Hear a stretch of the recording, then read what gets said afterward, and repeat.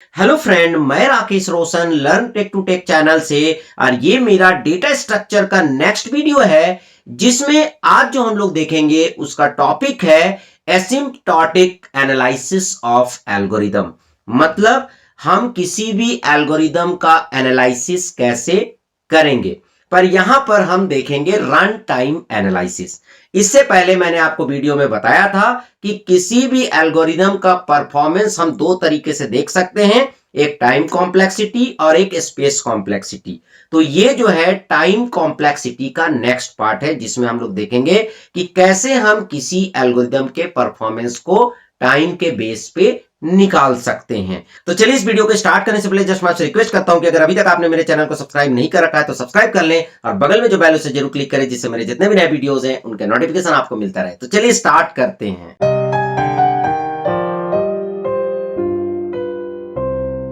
तो दोस्तों यहां पर स्क्रीन में देख रहे होंगे मैंने लिख रखा है एसिम्प्टोटिक एनालिसिस ऑफ एल्गोरिदम। तो चलिए देखते हैं कि ये क्या होता है। तो सबसे पहले यहां पर आप स्क्रीन में देख रहे होंगे कि it is used to define the run time performance of an algorithm in mathematical function. तो ये एक तरीका होता है जिससे कि आप किसी भी एल्गोरिदम के रन टाइम परफॉर्मेंस को निकाल सकते हैं मैथमेटिकल फंक्शंस के थ्रू।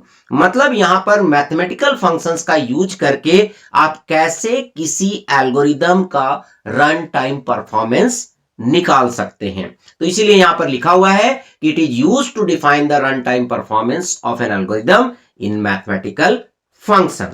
उसके बाद नेक्स्ट जो है कि आप कैसे निकालेंगे। ठीक है, आप परफॉर्मेंस कैसे निकालेंगे। तो यहां पर परफॉर्मेंस जो है किसी भी एल्गोरिदम का तीन तरीके से हम निकाल सकते हैं। जैसे by using asymptotic analysis we can find the best case, average case and worst case of an algorithm. इससे आप क्या कर सकते हैं कि किसी भी एल्गोरिदम का बेस्ट केस, वर्स्ट केस और एवरेज केस निकाल सकते हैं। इसको मैं एक रियल लाइफ एग्जांपल से समझाने की कोशिश करूंगा। जैसे सपोज दैट कि आप दिल्ली से मेरठ जा रहे हैं। ठीक है, तो दिल्ली से मेरठ जाने में कितना टाइम लगेगा। ठीक है, कितना टाइम लगेगा। सपोज दैट 50 किलोमीटर्स का डिस्टेंस है, तो कितना टाइम लगेगा।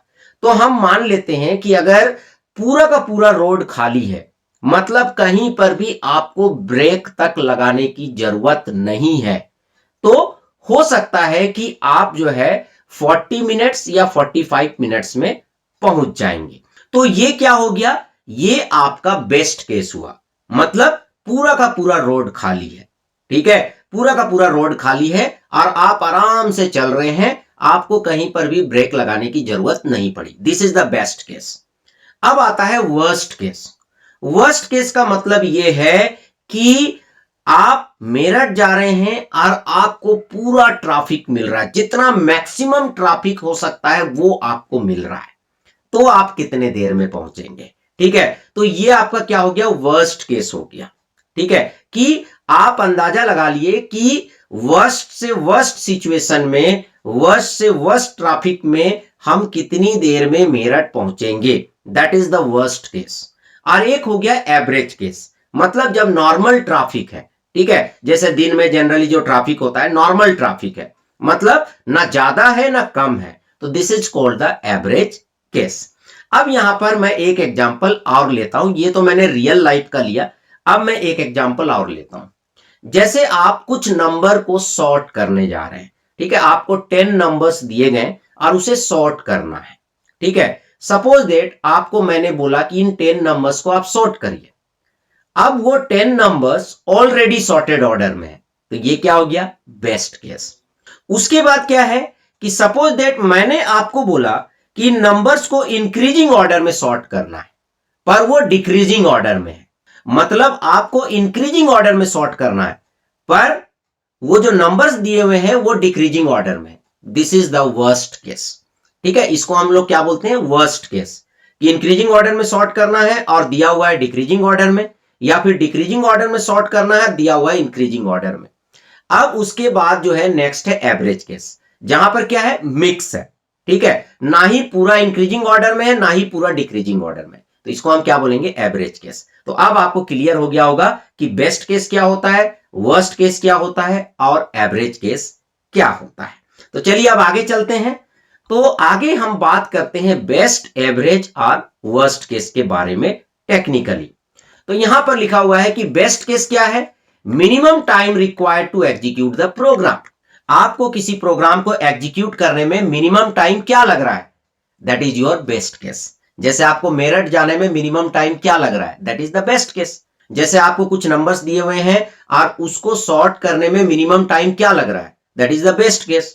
उसी तरह average case, average time required to execute the program, किसी भी प्रोग्राम को एग्जीक्यूट करने में एवरेज टाइम क्या लग रहा है। और उसी तरह worst case, maximum time required to execute the program, किसी भी प्रोग्राम को एग्जीक्यूट करने में आपको मैक्सिमम टाइम क्या लग रहा है। तो यहां पर जनरली जो हम कैलकुलेट करते हैं किसी भी एल्गोरिदम का, वो वर्स्ट केस कैलकुलेट करते हैं। आप सपोज डेट कि आप मेरठ जा रहे हैं एक इंटरव्यू देने, तो आप ये तो घर से नहीं मान के चलिएगा कि पूरा रोड मेरे लिए खाली होगा और मैं जो है बाइक लेके निकलूंगा और बिल्कुल जो है 30-40 मिनट में या 50 मिनट्स में पहुंच जाऊंगा।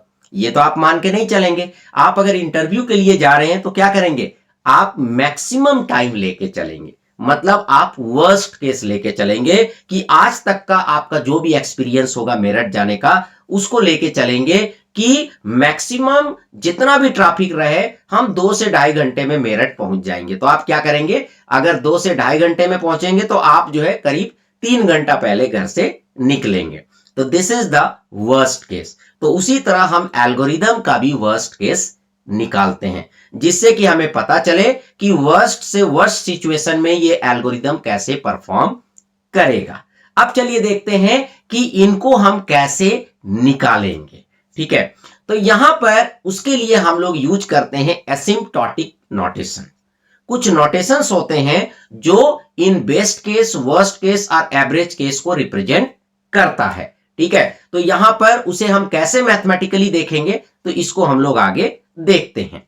तो यहां पर सबसे पहले यहां पर देखिए लिखा हुआ है कि most commonly used asymptotic notation to calculate the running time of a program और एल्गोरिदम। जो most commonly used asymptotic notation होते हैं, जिसको हम लोग किसी भी प्रोग्राम या एल्गोरिदम के रन टाइम को कैलकुलेट करने के लिए यूज करते हैं, वो होता है क्या, बिग ओ, और उसके बाद नेक्स्ट होता है ओमेगा नोटेशन, और उसके बाद नेक्स्ट होता है थीटा नोटेशन।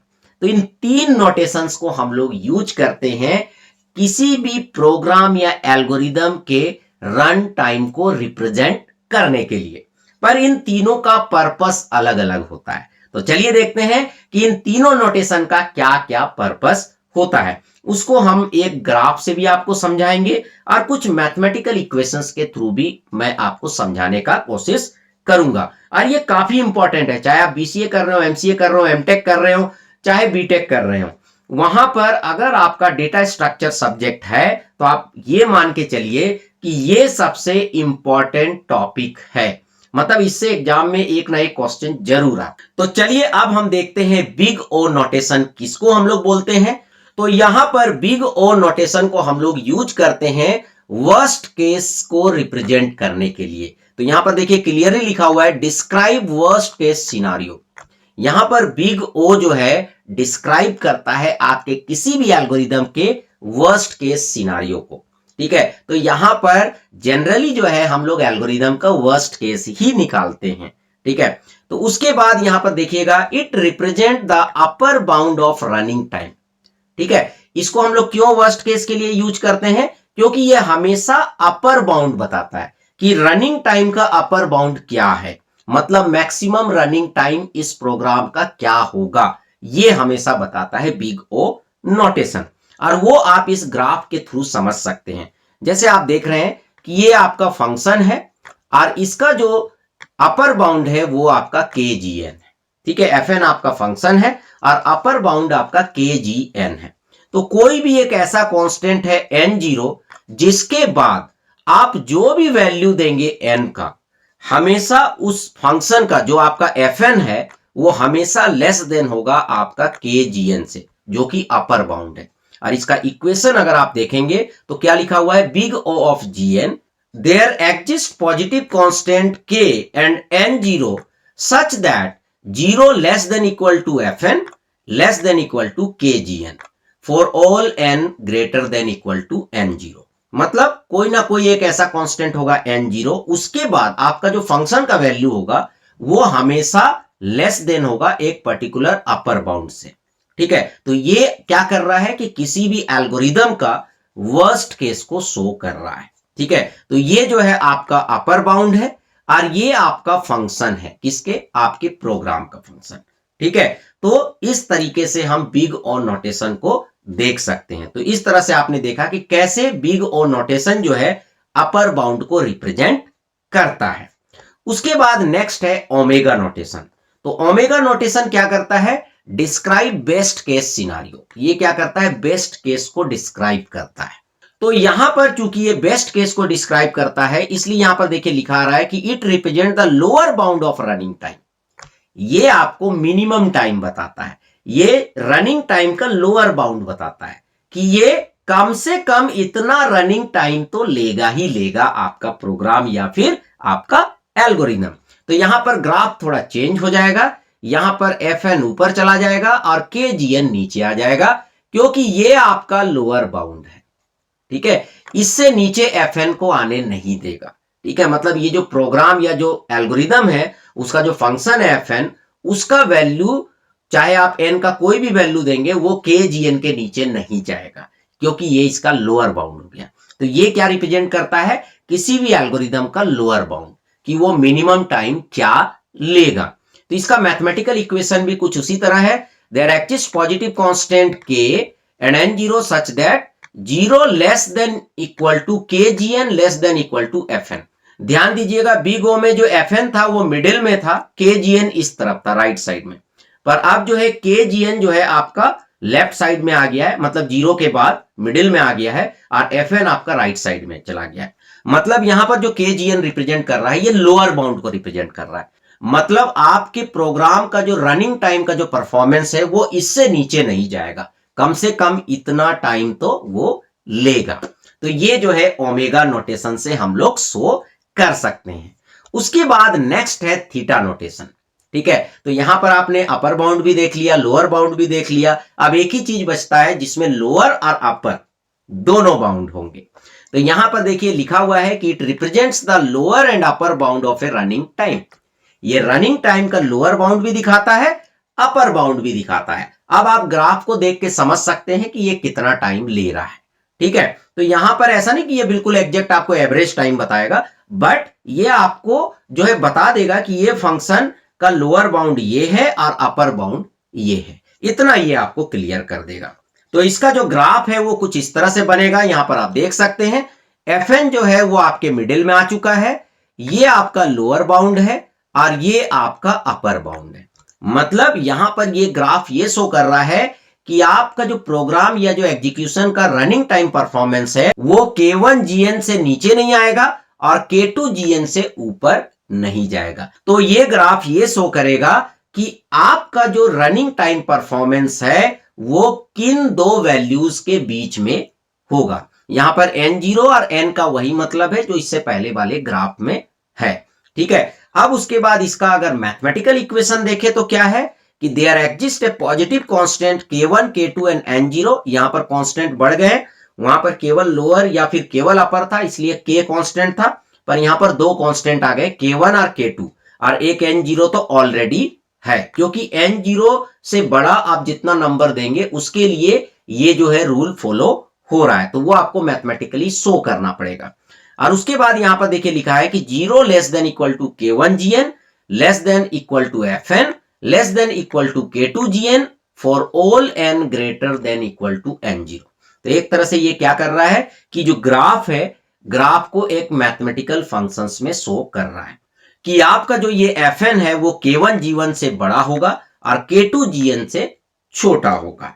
ठीक है, तो इस तरीके से आप जो है लोअर और अपर बाउंड दोनों को रिप्रेजेंट करना चाहते हैं तो आपको थीटा नोटेशन यूज करना पड़ेगा।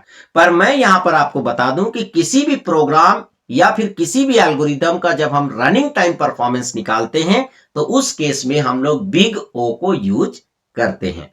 अब आगे के वीडियो में मैं आपको एक एग्जांपल के थ्रू ये समझाऊंगा कि कैसे किसी भी एल्गोरिदम का रनिंग टाइम हम निकालते हैं।